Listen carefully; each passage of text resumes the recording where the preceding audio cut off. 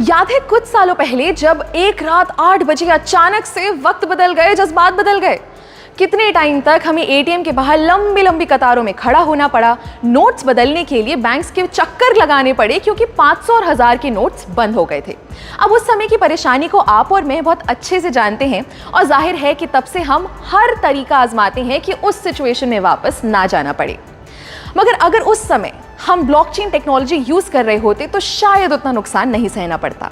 नमस्कार, स्वागत है आपका जी के डिजिटल शो पर। मैं हूं पलक यादव और आज हम बात करेंगे क्रिप्टो करेंसी के एक बहुत अहम पहलू पर जिसका नाम है ब्लॉकचेन। अब क्रिप्टो तो हम समझ गए, मगर ये सवाल आपके मन में जरूर आया होगा कि आखिर जितनी भी क्रिप्टो से होने वाली ट्रांजैक्शंस हैं उनका रिकॉर्ड कैसे रखा जाता है या उन्हें सिक्योर कैसे किया जाता है, या जो हमने क्रिप्टो के डिसेंट्रलाइज्ड होने की पिछले वीडियो में बात की थी, आखिर वो कैसे पॉसिबल है। इस सब का एक ही जवाब है ब्लॉकचेन।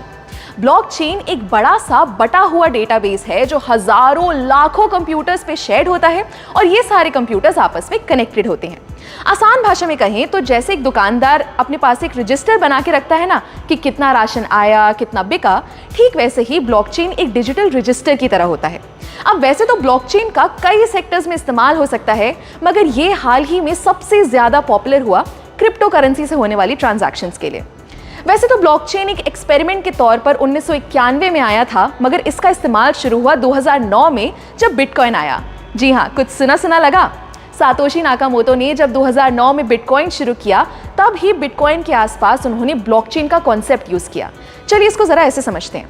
फर्ज कीजिए आपने बिटकॉइन से कुछ खरीदा या बिटकॉइन खरीदा, तो ये जो ट्रांजैक्शन हुई, ये इंफॉर्मेशन एक ब्लॉक के फॉर्म में बन के सेव हो गई। फिर आपने उस बिटकॉइन को बेचा तो फिर से एक ब्लॉक बन गया। अब ऐसे ही आप जितनी बार ट्रांजैक्शंस करेंगे तो उसका एक ब्लॉक बनता जाएगा और वह सारे ब्लॉक्स एक चेन से जुड़ते जाएंगे, इसलिए इसका नाम है ब्लॉकचेन। सिंपल। मगर ये हमारे ट्रांजैक्शन यानी लेन देन के डेटा को सेव कैसे रखता है? हर एक ब्लॉक की अपनी एक आइडेंटिटी होती है। जैसे आप और मेरा फिंगरप्रिंट कभी सेम नहीं हो सकता, वैसे ही हर ब्लॉक को एक की मिलती है जो उसकी अपनी होती है और सबसे अलग होती है। क्योंकि ये डिसेंट्रलाइज्ड होता है, तो अगर इस चेन के किसी ब्लॉक में कोई दिक्कत भी आती है तो बाकी ब्लॉक्स पर कोई फर्क नहीं पड़ेगा। ब्लॉकचेन एक ऐसा सिस्टम है जिसे हैक करना, हटाना या चेंज करना लगभग नामुमकिन है।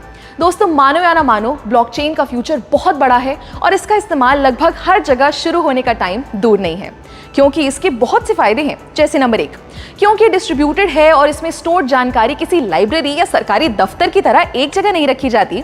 इसको संभालने या मेंटेन करने के लिए किसी मिडिल मैन की जरूरत नहीं है। दूसरा, ब्लॉकचेन एकदम ट्रांसपेरेंट है, यानी आप और मैं कभी भी इसको एक्सेस कर सकते हैं और अपनी ट्रांजैक्शंस पर नजर रख सकते हैं, जिससे फ्रॉड के चांसेस बहुत कम हो जाते हैं। तीसरा, ब्लॉकचेन पर हर इंफॉर्मेशन को बहुत आसानी से ट्रेस किया जा सकता है, यानी पुरानी से पुरानी ट्रांजैक्शन को भी हम देख सकते हैं। चौथा, ये टेक्नोलॉजी एकदम फास्ट है। हर चीज़ का लिखा हुआ रिकॉर्ड बनाने में बहुत टाइम और मेहनत लगती है, मगर वही जानकारी को अगर ब्लॉकचेन के जरिए सेव करें तो वो बहुत आसानी से और बहुत जल्दी हो जाएगा। और आखिरी, जैसा मैंने पहले भी बताया कि ये बहुत सेफ है, तो आप टेंशन फ्री होकर इसका इस्तेमाल कर सकते हैं। क्या आपको पता है, बहुत से भारतीय बैंक्स ने इस ब्लॉकचेन टेक्नोलॉजी को ऑलरेडी यूज करना शुरू कर दिया है, जैसे ई-केवाईसी के लिए, ई सिग्नेचर के जरिए ऑनलाइन डॉक्यूमेंट्स या कागजात वेरीफाई करने के लिए, कमर्शियल लेटर्स बनाने के लिए इत्यादि। हमारी प्लानिंग कमीशन यानी नीति आयोग ने भी ब्लॉकचेन पर व्हाइट पेपर पब्लिश कर दिया है, जिसमें ई गवर्नेंस को लेकर इसके इस्तेमाल की बात की गई है। एक मजे की बात बताऊं, 2010 में पहली बार फ्लोरिडा के एक आदमी ने 10,000 बिटकॉइन से 2 पिज्जा खरीदे थे, और आज एक बिटकॉइन की अगर कीमत लगभग 15 लाख रुपए है, तो अनुमान लगाइए 10,000 बिटकॉइंस की कीमत क्या होगी। ऐसे ही आपको क्रिप्टो की दुनिया की मजेदार बातें बताते रहेंगे, सो स्टे ट्यून्ड और देखते रहिए जी डिजिटल।